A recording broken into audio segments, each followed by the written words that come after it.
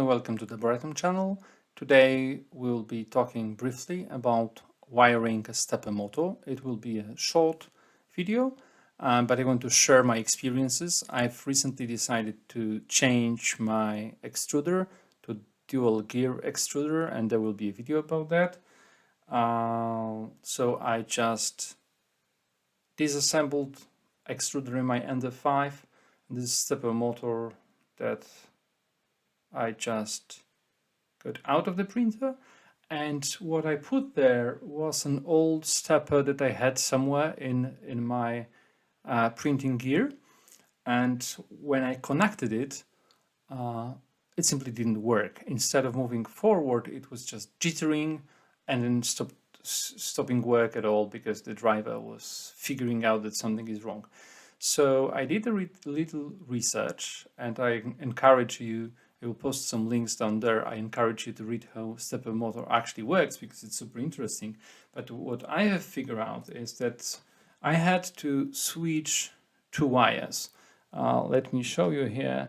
This is our stepper motor. This is a typical wire, and you should be able to see over here that these green and blue wire are actually crossed, and this is what happens for majority of Ender steppers, but it didn't work for the one that I was trying to use. So I figured out that I actually had to switch these two lines. But how you can check if your stepper motor is regular or goofy? So the easiest way, so basically you have 6 pins here, but on the other end of the cable, right, you have only 4 pins, and basically this is a 4-wire cable. So you need to identify 2 pairs of wires for 2 coils that are building this motor. So the super easy way to do that is to use this tiny thing, which is just a DuPont cable with 2 female connectors. And when you connect together, so basically when you short the 2 pins that are connected to one coil, what will happen?